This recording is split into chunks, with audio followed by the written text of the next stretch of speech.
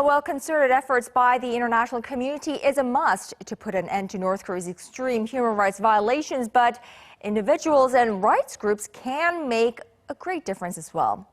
How are those in South Korea doing their part in addressing the brutalities happening just north of the border?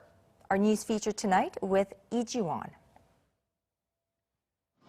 In June of this year, the United Nations opened a new human rights office in Seoul to monitor the human rights situation in North Korea. Furthermore, the Third Committee of the UN General Assembly passed last month a resolution on such issue in an overwhelming vote of 112 to 19. These two landmark events this year alone have further underlined an undeniable truth. The human rights situation in North Korea is not only in the world's radar, but also a pressing global agenda. Last year in February, the UN Commission of Inquiry published a report on North Korea's human rights violations. These violations were systematic, extensive, and serious, and they have been ongoing for decades. The situation in the North is no different than the Nazis' brutality, which claimed the lives of 6 million Jews, or that of Cambodia's Pol Pot of Khmer Rouge, which killed 2 million. Efforts in South Korea are also seen in both governmental and civilian levels.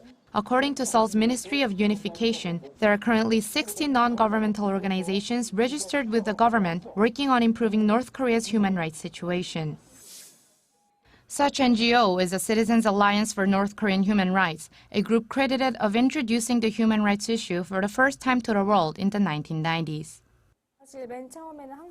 We first started campaigning on the issue in South Korea, but people were very reluctant to talk about North Korean issues, as many considered them to be very political.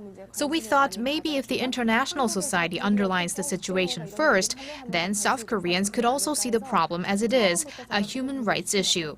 So we held global campaign activities which raised awareness both internationally and domestically.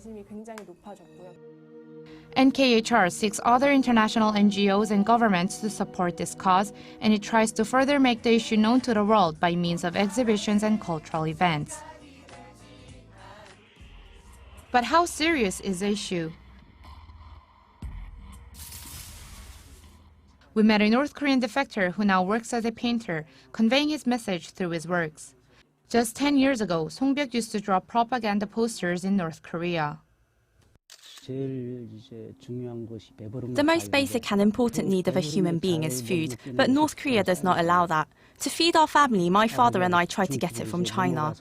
But while crossing the Duman River, my father drifted away and died, and I was caught and taken to a prison camp. It was there that I saw the reality of North Korea.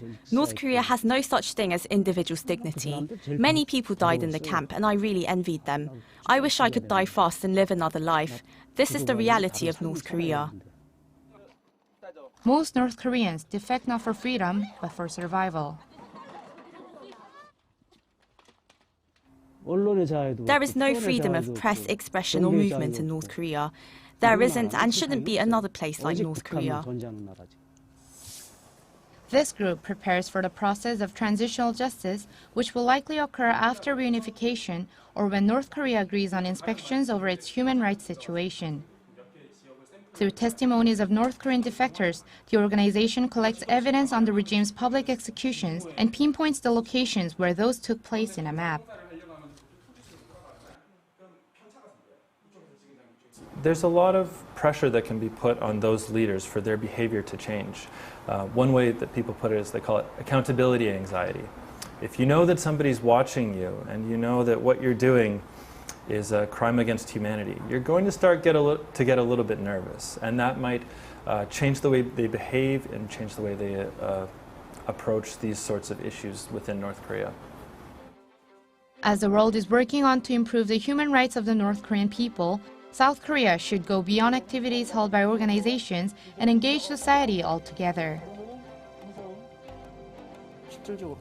To improve the North Korean human rights issue, organizations need support. And by support, it doesn't simply mean food aid or pressure North Korea to hold talks. An actual way to solve the issue is to let North Koreans know what the outside world really looks like and help them escape Kim's abusive rule.